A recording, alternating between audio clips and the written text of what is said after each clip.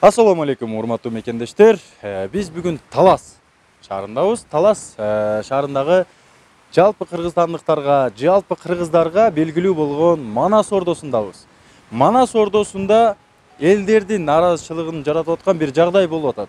Жетекчилик же болбосо Манас ордосуну көзөмөлгө алган адамдар мамлекет тарабынан бөлүнгөн акчаларды жокко чыгарып, тилекке каршы Манас ордосуну көзөмөлгө алган эмес деген сөздөрдү, жүйөлөрдү келтиришип атат. Азыр биз сиздер менен чыныгында Манас ордосуна канчалык деңгээлде мамлекет өкмөт тарабынан бөлүнгөн акчалар Манас ордосу үчүн каржыланган же каржыланган эмес, аны чогуу биргеликте көрөбүз. Мына эшик канчанчы жылы коюлган? Ой, мен иштегениме 3 ай болду. Билбедим канча жыл койгон. Жок, мындай эшиктер көп жерде калбай деле калды дейм да. Мүмкүн. Кээ бир адамдардын үйүндө да калбады да. Анан бизге чет өлкөлүктөр келет. Анан мындай нерселерди көрсө, бул байкуш кыргыз дагы эле. Мен эмнеге айтып атам айтайынбы? Муну жанагы Азиз деген сабакчылар билсе, Биз билгенибиз, Манас ордосуна аябай көп гранттар бөлүнөт да. Туристтер жагынан, мамлекет жагынан, же болбосо мындай чет өлкөлүк банктар жагынан. Анткени бир эле жер да бул Манаска тиешелүү Манас ордосу деп мындай биз заңыратып айта турган жер бир эле. Мамлекет, өкмөт бүт баары каржыны бөлөт. Бирок мындай карасак, кээ бир кичинекей бир кафелерден да начарбы эшиктер дейм да. Ошондо азыр мисалы үчүн тиги ордо жана элдер төлөкана берип атпайбы? Ошол жакка барсаңар, аябай буздак. Отуруп тамак жегенге мүмкүн эмес ошо. Ноябрдан баштап эч ким айка бара албайт. Мына жакта эле өзү жакшы эле муздак экен өзү. Нары жагында төлөкана деген бар, ал жакта муздак. Андан нары деген ошол жерге адамдар жатышат, 100 сомдон төлөшөт, 200 сомдон төлөшөт. 5 сомду бар, 300 сомду бар. Экинчи этажы 5 сомдон төлөшөт. Ал жактагы да шарттар уже азыр могу немеден баштап суу чыкпай баштайт да, декабрдан баштап. Ана атан эме бар да, берде Жанагы касса Манас ордого карайбы? Ооба, Манас ордого карайт.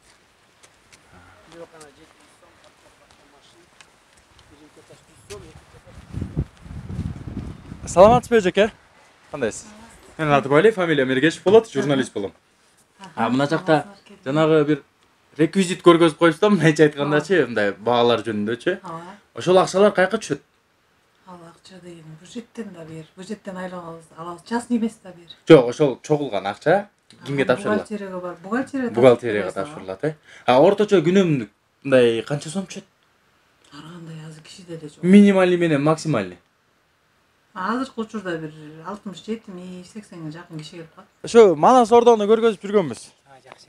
Ошонун бир ичин көрсөк болобу? Болот. Ичин көргөзүп, Манасты чагылтырат да эми бул жак туурабы? Эми биз Манаска чейин барбай эле коелу. Кожомкул атабызды айтып атам да. Мына жактан Кожомкул атабыз батабы эле? Батпайт, Ошо биз ошону чагылтырышыбыз керек да, мындай эстеликтери, шарттары, ошол Манасты чагылтыргандай да, ооба да. Ташты көрдүңбү? 630 килолук таш. Ошондо ошол таш эле ушул экөөнүн көлөмүндө болуп тур да. Жок, айтканым Манас ордосу Чакырып атыр. Манасты чагылдыра турган жер да. Эме комнаталарды көрсөк болот. Мындай Манас ордосу кыргызды, тарыхын, ошол адамдарын чагылдыра турган жер болуш керек. Мындай көргөндө, кыргыздар ушунча чоң болгон экен. Кыргыздар ушундай бийик, мындай келбеттүү адамдар болгон экен деш керек да. Эми мен мына архитектураны таң калам да. Мына жерден эми Манаска чейин барбайм, ушу Кожомкул атабыз деле батпаса керек, Кимдин архитектурасы? Кимдин архитектурасы? Мына жөнөкөй эми Кожомкулга да барбай кое берейин, мен жөнөкөй али араң батып кетет да бул жерден. Мына Манас ордосуна келген. Демөөрчүлөр тарабынан келген. Демөөрчүлөр келген немелер. Анан берден биринчи Кудай, экинчи адам баласы зыярат кылып аткандан кийин канчалык сооп иш кылса, ошончолук кайра Кудай таалам берет. Адам баласы берге зыярат кылган киши биринчи өзүн түстөп, өзүн тактап, даарат менен таза келип Кудайдан тилениш керек. Кудайдан тиленген адамдар келип берге түлөө берип, бир нерсе болсо да, бир төшөк алып келсе да, ошончо сооп болот бери. бер мазарлуу жер да. Бул жерде апа сөз мындай болуп атат. Ошол алып келген сооп болот. Биздин эл соопту жакшы көрөт. Ооба. Мындай эски бир тарыктарды колдогонду жакшы көргөн элбиз. Туура Биз да. берешен элбиз да. Ооба. Бирок ошол берешен эл берип аткан нерселер канчалык деңгээлде бул жакка чейин жетекчилер тарабынан жетип келип атат. Туура. Баннерди тибине карасаңар, ошо ремонт кылган адамдарды архитектурасы да. Кайсы гана? Ушу баннерди алып туруп ошол жерде шыбап кое алган эмес да. Ооба. Эрикти да. Аяп койду дейм да. Эртең бул Кудай сактасын бир шамалда түшүп кетсе, жана Кытайлардын телезорундай өлүп эле ачылып калат. Ушунда мындай бир сетка менен бир темирлерди Ана пожарка неметкен. артетип койсок. Же тарыхты сактап атасыңарбы? Ооба. Тарых сактап атасыңарбы? Жок, айтам да, мындай строительный компанияларга алсаң деле мына темирден ящик бир кооз кылынган да. Биздикилер мындай как будто мындай тарыхты сактап аткандай. Жан тибесинде коюп койсук да. Эке бир суроо берсем жаман көрбөйсүзбү? Немеге чейин. Шифр жокпу? Мартка чейин. Таласта шифр жок. Кана отур шифр? Көп да. Ата. Атама суроо берип атам. Таласта шифр жокпу дейт да. Же администрация көрбөйбү мына тамды? Турго эмне көрбөйт, күндө эле келип атыр. Мындай кылып шифр койсо, ошо жамгыр чогулбайбы ошо жака дейм да. Жок, наркот арты наркот болуш керек мунун. Ошонун кандай экен деп кызык болуп атат да. Наркот да. Мындай да. Мындай да. Лист мененби, Мындай да. Скат. туристтер көрбөсүн дейби же жанагы акча бөлө тургандардын боорусун деп кылып койгонму дейм да. Бул даараткана, Дааратты алып ушул жакта. Ичинде кириш. Мына барбы дагы эле? Бар. Мына пластмассовый шлангага окшогон. Бар. Турат да, бузулбаса тура берет экен ма. Биягы Ата бул базарда да жок да мына материалчы азыр издеп таппайсың. Издеп таппайсың ушуну. Мындай келген туристтерге Манас ким болгон десе, Манас бийик адам болгон экен, ыйык адам болгон экен дей турган бир мындай ой пикир калтырбайлыбы туристтердин көз карашында. Анан Манас ким болгон экен десе, бир Германиядан келген барып айтат да. Манас байкуш ушу сынып кеткен эле бир жерлерде дарат алып эле жашаган экен. Ал байкуштун урпактары да өнүктүрүп койбоптур деп айтса уят да бизге. суу жок, тоңуп калат. Суу жокпу? Жок да. Кирбей коет. Сага калбайт. Кирбей бул жака. Бул казан экен.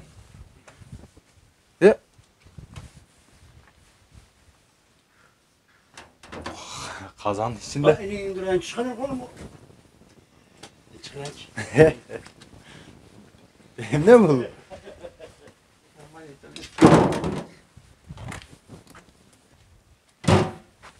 Ушундай казан очоктор.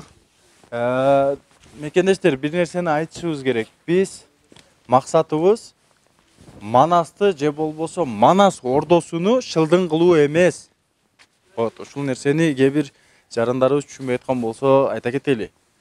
Биз кээ бир жетекчилер Манасты уят кылып атканы үчүн бүгүн ушул жактабыз. Биздин Манас атаны чет өлкөлүк туристтерге ушундай шартта кыргыздар жашайт экен деп бизди ушундай представленияга алып келип койгон жетекчилерге нааразы болгонубуз үчүн ушул жактабыз. Манасты шылтоо кылып, колуна акчаны алып туруп, Манасты унуткан жетекчилердин айынан ушул жактабыз. Бу жерде эт жасалат. Эт жасала турган жер экен. Мына мисалы да жетекчилик. Ушундай силерге келип айтып турабы, мындай шарттар начар экен, бир жасап берейин деп айтабы? Айтат го, Жасап береби? жасап берет так. Азыр мен туристмин деп эсептесеңиз, келиңиз. Мен сизден ушул казанды алдым. Мен туристмин да. Мен тамак жасайын деп келдим. Келип туруп казанды мындай карасам, кандай болот? Бу жака 10 күн болуп калды. Эч ким келбегендечи. Биз Манас ордосуну уят кылуу үчүн эмес, ошол Манасты уят кылып аткан жетекчилердин айынан ушул жака келип атабыз. Мындан карасаңыз, Бул канчанчы сиз үйүңүзгө койбосоңуз керек ашканаңызга. Ашканаңызда деле жок болсо керек жөнөкөй бир жарандын. Ушу калбай атыптыр да, карасаңыз байкуш. Бул сол жака агып кетипти, кыйшайып.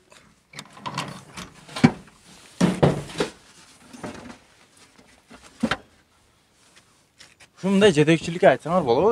Келгиле эми ушул келген коноктор деле 4 сомдон таштаса 4000 сомго бүтө турган нерсе экен. Сонун болуп кетет, э? Мен мына гүлдөргө мен силер менен талашпайм. Мен жайында да келгем, аябай кобуз болот. Мен жана инфраструктура дейбиз го. Ошол нерселерден кысып, кымтып чеп коюшконбу деп ойлонуп калдым да, азыркы шарттарды көрүп. Ушул мен айтып атам го, бул Манас Ордосунун жетекчилиги тарыхты аябай жакшы көрөт экен. Сактап атат тарыхты. Аябай сактап. Şu bölünген акчалар дүйнөлүк банкта турган болсо керек, Берилбейби? Жок, тарыхыбызды бузбагыла, ошол жерде сактап туралы акчаны. Мамлекетибиз бөлүп аткан акчалар, мен мамлекет акча бөлбөй атат деп айткан жокмун. Бөлүп атат. Мен мамлекетке наразы эмесмин. Булар Манасты аябай көкөлөтүп атат. Бирок таласка жетип келбей атабы дейм да. Мен мына келгеним 2 жыл болуп калды алтын. Могу эң жөнөкөй эле нерсе проблема ошол жерде суу да. Суу, Мына суудун эмеси келген шлангасы до сих пор чыкпайт. 1 жыл болду мен күткөнүмө сууду. Азыр биз эле ишенсең, нерде суу Тендер деген балекет манакей өткөндө баардык шлангалар баарын коюп берип кетти. Мурда жанагы Алла нарзат эмес турбайбы? Башня. Эми кышында суу сатаган болбойт экен. Жок, тендер мындай да, тендер бизге зыяны жок. Бүтүргөн эмес да. Тендердин бизге зыяны жок. Тендер эмне үчүн өткөрүлөт? Ушул нерсени ким курат? Ошону тандоо үчүн өткөрүлөт. Бирок курулушу шарт. Тендер ошол үчүн. Энди суу чыгаралы десе кышында болбойт экен, ал тоңуп калат экен. Ошол тендерчилер эсепке алган экен. Немесин эметип келели деп өткөрөлү деп келишет баштар. Каналды баштар бочкалап суу ташыйт эми. Данды берем, аз суу жок берди. Бочка менен суу ташыйт. Суу чыкпай калды уже, алдагы кудукту тети 14,5 метр да. Ошодон тартып чыккан суубузда кир болуп атат. Талас районунун акимчилигине мен кайрылганда 500 метрге чейин жаңы машина сатып алдык.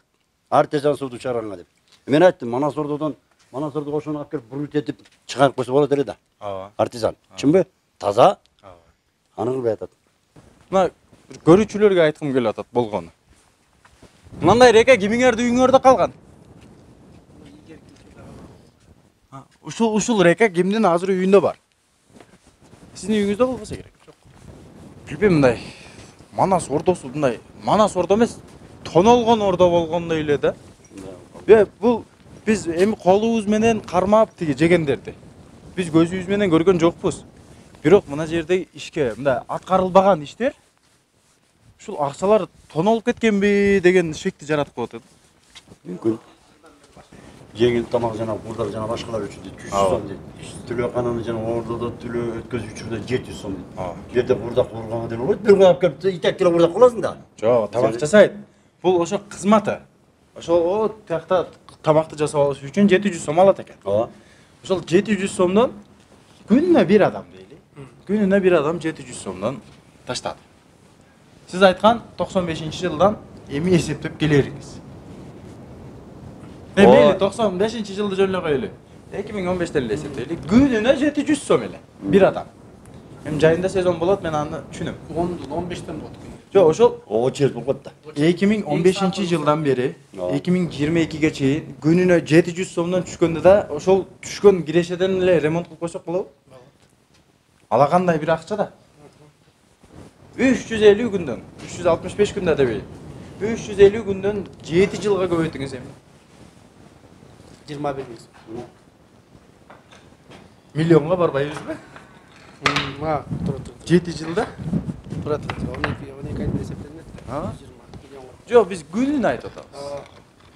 Апа канча жылдан бери иштейсиз? 2 жыл болду. 2 жыл. 2 жылда бир ремонт болдубу? Жок. 2 жылда ремонт болбодубу эч? Ремонт болгон жок.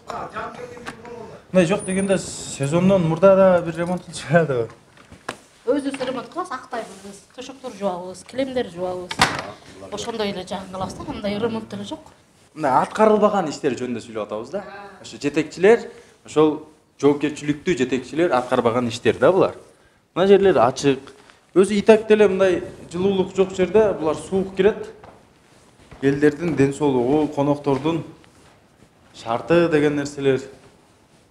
Мына биздин Манас атанын жүзү. Биз ыйлаган Манас атанын жүзү да. Биз ким күнөөлүү деген сөздү айтсак, мен ошо биз келелектин мурда эме кылыптыр да. Айнектери мындай 2 катпа эски да. Анан эме пластик айнек которгон. А болбосо юрта бози өйдө мындай бози болчу да. А муну ма жапкан мындай кылып. Анан ошонткенен де биз бери Абагратта саябызда түлөө келгенде жылып кадырысы эле. мындай Ата мурда мындай юрта болчу да, өзү мындай бози. Ремонтторуна, шарттарына келген турист коноктор наразы болбойбу? Андай иштекке деле айтпайт, бир аз ремонт керек экен деп коет. Анан ошо биз айтабыз, идиш жечиз, анап берет. Тасмалдар айрылып калат, бир жылга жетпейт да тасмал. Күнүгө түлөө болот. Жок, бул жөнөкөй адамдын үйүндө да жетпейт бир жылга. Анан ошо, анан тасмалдар которуп берет, тасмалдарды айтабыз. Мына жардам берип койгула, бизге спонсор болуп бергиле дешибиз шарт эмес. Сиз айткандай, өзүнөн түшкөн акчаны кирешесин өзүнө чапташтырсак деле, Манас Ордо гүлдөбөк. мен ошо жетекчилерге айтам да, эчини заңыратып жүрбөйсүңөр, бир келген турист кайра келсин. Жөнөкөй эле нерсе, мен Рух Ордого бардым, көлгө былтыр бардык да. Ошондо туалетине киргенден уялдым. Биздин туалетке жалтырап тазалыгынан киши приятный да. Мына биздин туалетти көрсөң жүрөгүң айланат. Сезон убагында. Көрүп келдик. Себеп дегенде. Туристтер келгенде Четмаликтен келет. Туалетти көрдүм ушундай кыласыңарбы? Деп өткөндө оштуктар келип туруп итке кылбады. Абдан уялдым тагы. Жасап койсок сонун эле болуп турган нерсе өзү. Бардык тазалыгы жакшы экен дейт. Бирок туалетиңер келишпей калды. Азыр ушундай канча заманда жашап атсыңар деп. Да. Туалет жөнүндө адам көп Жасап койсоң приятный да. кеп кетет да. Мен мынандайды каалабайм ата. Мисалы биз өнүккөн өлкө болушубуз керек. Өнүккөн өлкөлөр толуп тура. Бир кыргыздын жараны Америкага барса, анын үстүнүн кебетесин көрүп туруп, сен кыргыз эмессиң. Жана кыргыздар жүлдүрөгөн кийимде жүрөт. Бир кулап кетейин деген тамда жашайт деген элес менен кетишин каалабайм да. Достор, бул Манас Ордосунун музейинин көрүнүшү. Жакын ортодо кулап түшсө керек о. Карабай койсо. Могу энди суу тие берсе, бул темир деле чирийт да. Анан могузда эне күптөөчү эмне болот? Текшерүүчүлөр ушуларды көрөсүңөрбү? Мына потолок, ошо суу өтүп кеткен, курап кеткен жерлерди. Же ушу биздин эле камерага чүп калабы дейм да. Жана жейилген, тонолгон акчалар ушундай ишке ашпаган иштерден билинип калат экен да. Карасаңар. Тияк ажыраптай кетип турго. Суу кетип атат. Бул жак жанагы суу окшойт, Ата булар тарыхты чындап сактап атат. Мына автоматтар Совет учурунда болчу. Бул автоматтар Совет учурунда болгон. Союз учурундагы эшек. Мен бир нерседен байкап калдым, мына плафон деле Союз учуруда. Бул Манасты чагылдырган эмес, Союзду чагылдырган эле жер болуп калыптыр да. Өзү шамалдатпагы ичин желдетип Вентиляциясы. ошол иштебей калганда тегерек ачык экен да. Анан анда куполдун алдында көчкөндөрдүн баары ошо эди. Көчкөндөр өлүп, музейдин үстүнө түшүп, бир базар 10-20 күндө болуп калды, бир айда болуп калды. Үстүнкө таштап курт тамап атпай. Курт. Курттап кетип бирде көчкөн түшүп курттап кеткен. Музейдин ичине түшүп. Анан тазалатып, анан баарын ремонт кылып. Бак көчкөндөр кирбес үчүн отурбас үчүн эле тегеретти сетке калап койсо, көчкөндөр кирбейт, отурбайт да. Акча. Сетке келдиң? Жок. Сетке келбейт да. Мына текшерүүчүлөр айткан, жана Манас Ордосуна текшерүүчүлөр келген. Текшерүүнүн жыйынтыгында 20 миллион 600 миң зыян келтирилген деп табышканда. Эмненин эсебинен булар 20 миллион 600 миң деп табышкан десе, мына жакта көрүнүп турат. Бул ушул мына ремонтка бөлүнгөн, эшикке бөлүнгөн же болбосо силерге бир катар көргөзүп берген жерлерибизди ремонту, инфраструктурасы үчүн бөлүнгөн, бирок булар ишке ашырылбаган, аткарылган эмес. Ошонун жыйынтыгында булар 20 миллион 600 миң мамлекетке залака келтирилген деп табышканбы деп ойлоп атам. Мына жердеги жагдайлар шынығында биздин мамлекетке келтирилген зыянды көргөзүп берип атат. Манастын тарыхы кандай десе, элдер ушундай жагдайларды көрбөшү керек. Мындай Кыргызстандын да өнүккөнүн, биз деле мындай эгемендүү мамлекет экенибизди билдиришибиз керек келип аткан адамдарга.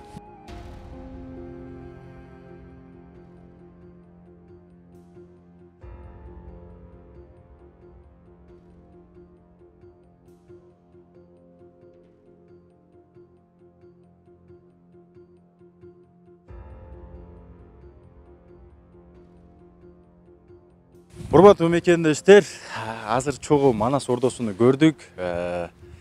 Тилекке каршы аябай башкача бир көрүнүштөрдү көрдүк. Бирок бир нерсени айта кетебиз. Мендеги маалыматтарга караганда бул жетекчинин машинасы, бул заңыраган имарат жетекчиликке таңдуу. Бизге келип аткан туристтер, бизге келип аткан коноктор Талас шаарында Манас ордосунун жетекчинин машинасы кандай деп келбейт. Манас ордосу кандай экен деп келет. Биз аталарыбызга ушундай сый көргөзөбүз. Биз аталарыбызды ушинтип эстейбизби? Албетте мен бирөөнү тиктеп туруп күнөөлөгүм келбейт. Бирок албетте жетекчилер акча жебейбиз, акчаны урдабайбыз деп айтышы мүмкүн. Бирок бул жакта аткарылбаган иштер, ишке ашырылбаган иштер Манас ордосуна бөлүнүп жаткан мамлекет тарабынан, эл тарабынан берилип аткан акчалар же болбосо ага көрүлүп аткан камдар Манас ордосуна чейин келбей атканын ачык эле көргөзүп берди. Албетте ой пикир билдириңиздер. Мамлекет утактарында, мамлекет башында турган адамдарга кайрыла кетебиз. Бул нерсени көзөмөлгө алыңыздар. Болбогон жерде текшерүү жүргүзгөндөн көрө биз сыйлаган, биз урпактары болгон Манас ордосунун шартына да бир маани берип коюшуңуздарды аябай суранабыз. Жалпыңыздарга рахмат. Буйруса эл билсин долбоору ушундай чындыкты ачыкка чыгарып бергенде талыкпай, чарчабай аракет кылып беребиз.